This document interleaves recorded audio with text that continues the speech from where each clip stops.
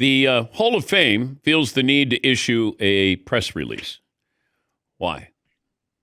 Well, I don't know, Dan, and it's funny. I was on radio in Seattle when the press release came out, and they said to me, "Oh, we've just gotten a statement from the Hall of Fame," and I thought it was a bit like, okay, and then I said, "No, it's real." I thought, "Oh my God, they're putting Belichick in. Like, why would you issue a statement?" And then when I saw the statement, like, what is this about? They're threatening to strip the voting privileges from 50 people who don't get paid, who spend hours every year. It's a vanity license plate. I mean, it really is. Nobody's getting a job because they're a Pro Football Hall of Fame voter. Nobody is holding on to their job because, oh, I'm a Hall of Fame voter. It's just something you can, talk to your friends and family about. And hey, I'm a Pro Football Hall of Fame voter, and you don't get anything for it other than a hassle. And now they're threatening to take it away because of some vague failure to comply with the bylaws. And I just posted something a little while ago, Dan. The best I can tell is they're not pleased with what Armando Salguero said to you yesterday about what went on in the room, because I got the bylaws.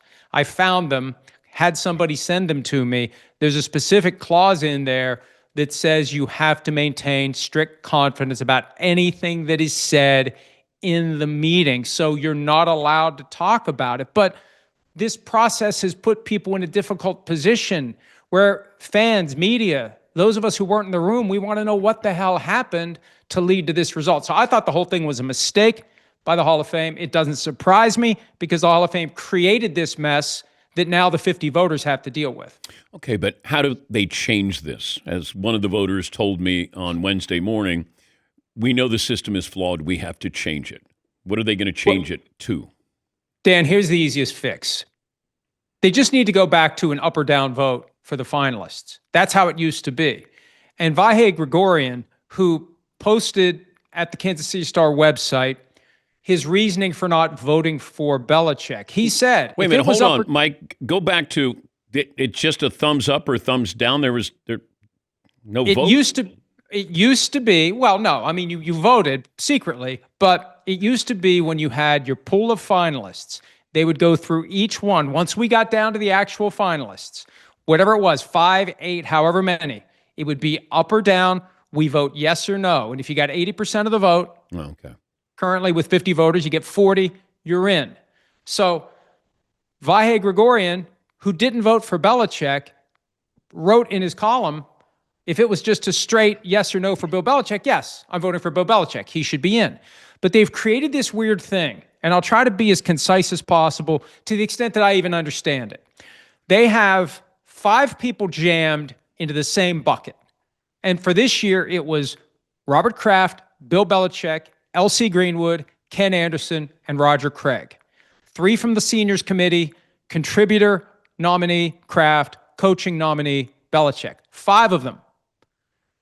You pick 3. You don't do up or down for each one. Every voter picks 3. And Gregorian's explanation is, well, for these 3 senior committees, this is their only shot. These guys, Greenwood, Anderson, and Craig, this is it for them.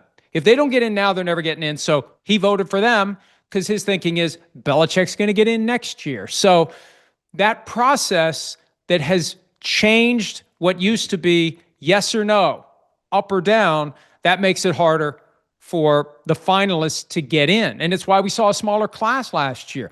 Of whoever was in that bucket last year, Sterling Sharp was the only one who got in. They all should have a straight up or down vote. It shouldn't be this weird pick 3 out of 5, and then we'll see who gets 80%.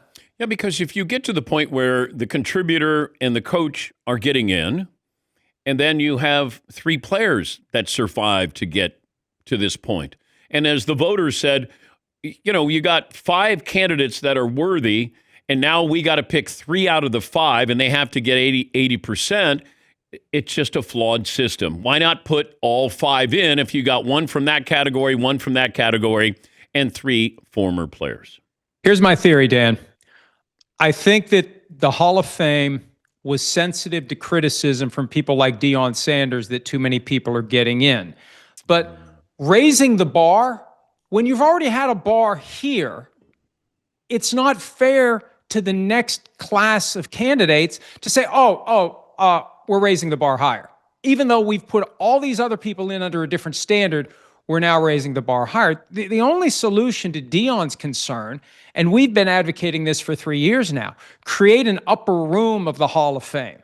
The best of the best. We have a running list that we post every year at the time the Hall of Fame enshrinement ceremony happens, updated, whether or not there's any new ones this year, that are the no-brainer mic drop, these guys are in. And the sad part about this is Belichick would be on that list. He's a no-brainer mic drop, best of the best, and he couldn't get through the door the first time around. That's what I think makes this so frustrating to most people.